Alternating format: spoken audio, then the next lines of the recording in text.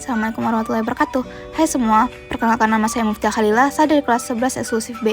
Pada kesempatan kali ini, saya akan menjelaskan jaringan tumbuhan. Jaringan tumbuhan terbagi atas dua kelompok besar, yaitu jaringan meristem dan jaringan permanen.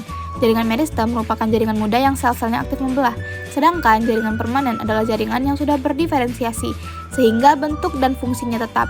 Dari kedua kelompok jaringan inilah, tumbuhan dapat tumbuh, berkembang, serta melakukan berbagai fungsi kehidupannya. Jaringan meristem atau jaringan embrional adalah jaringan yang sel-selnya aktif membelah diri secara mitosis.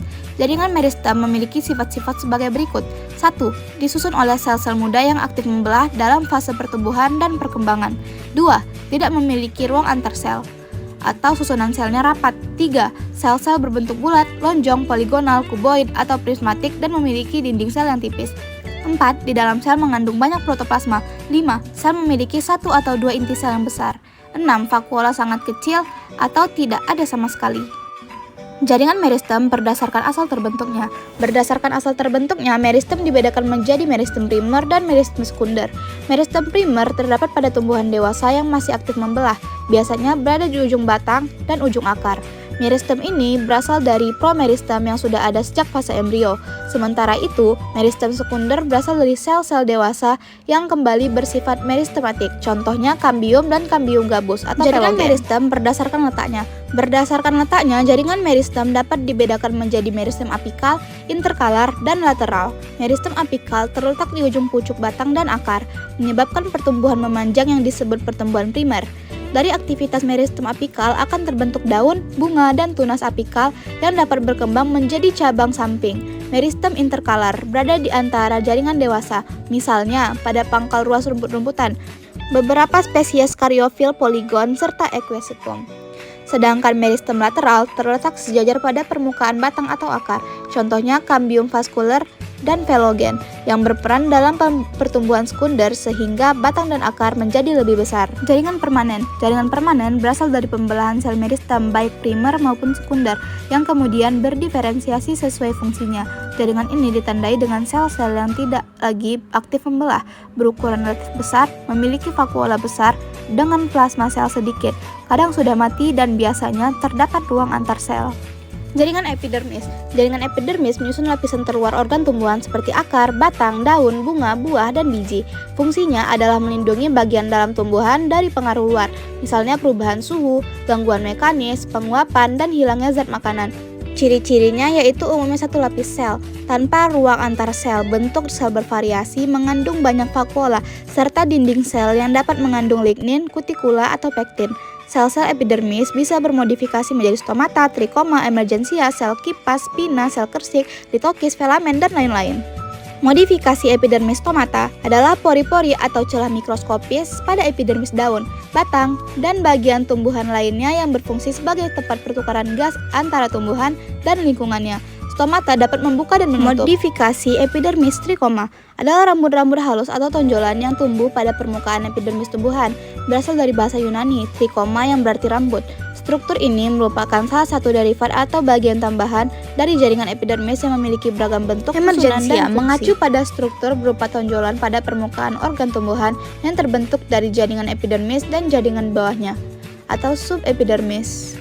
Sel kipas, sel epidermis besar yang ditemukan pada tumbuhan monokotil seperti rumput dan bambu yang berfungsi untuk menghemat air dengan cara menggulungkan daun saat kondisi kering dan melebarkan kembali saat basah, sehingga membantu menjaga keseimbangan air dan melindungi tumbuhan dari kerusakan akibat hilangnya air. Spina, modifikasi jaringan pada batang dan bagian lain tumbuhan yang berfungsi sebagai alat pelindung diri dari pemangsa atau untuk adaptasi terhadap kekeringan.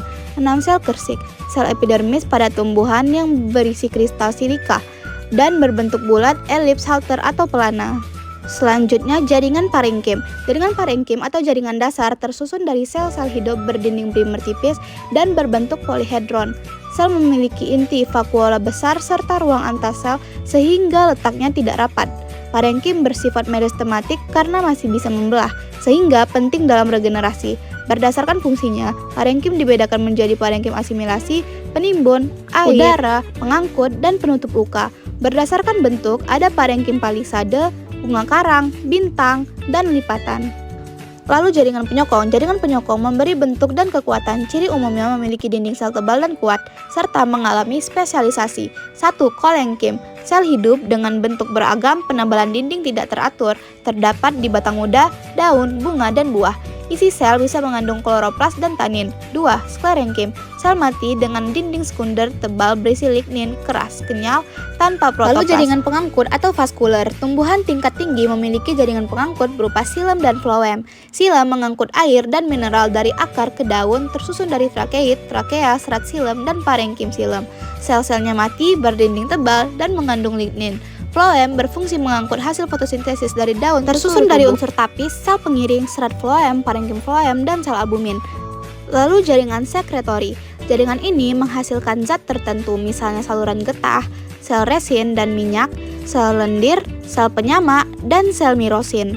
Lalu kita lanjut ke organ tumbuhan akar. Terdapat dua jenis akar. Pertama, akar dikotil, yaitu yang di sebelah kiri, dan akar monokotil yang di sebelah kanan. Akar dikotil ditandai dengan xilem berbentuk bintang di pusat akar, floem berada di sela-selanya, serta adanya kambium yang memungkinkan pertumbuhan sekunder, sehingga akar bisa menebal. Empulur biasanya sempit atau sementara tidak ada. Itu, akar monokotil memiliki xilem dan floem tersusun melingkar mengelilingi empulur yang tebal, tidak memiliki kambium sehingga tidak dapat mengalami pertumbuhan sekunder. Lalu organ tumbuhan yang kedua yaitu batang. Di sebelah kiri terdapat batang monokotil dan di sebelah kanan terdapat batang dikotil. Batang dikotil memiliki berkas pembuluh yang tersusun melingkar rapi dengan kambium di antara xilem dan floem. Kehadiran kambium ini memungkinkan terjadinya pertumbuhan sekunder sehingga batang dapat menebal. Di bagian tengah batang biasanya terdapat empulur yang jelas. Sebaliknya, batang monokotil memiliki berkas pembuluh yang tersebar acak, tidak memiliki kambium sehingga tidak bisa mengalami pertumbuhan sekunder, dan empulur tidak jelas atau bahkan tidak ada.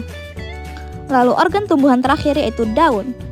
Daun yang di atas merupakan daun monokotil dan di bawah merupakan daun dikotil. Memiliki tulang daun yang menyirip atau menjari dengan jaringan mesofil yang terdiferensiasi menjadi jaringan palisade di bagian atas dan jaringan spons di bawahnya. Stomata umumnya lebih banyak terdapat di permukaan bawah daun. Sementara itu, daun monokotil memiliki tulang sejajar mesofil tidak terdiferensiasi sehingga hanya berupa jaringan spons, dan stomata biasanya terdapat pada kedua permukaan daun. Sekian penjelasan saya pada kesempatan kali ini. Terima kasih.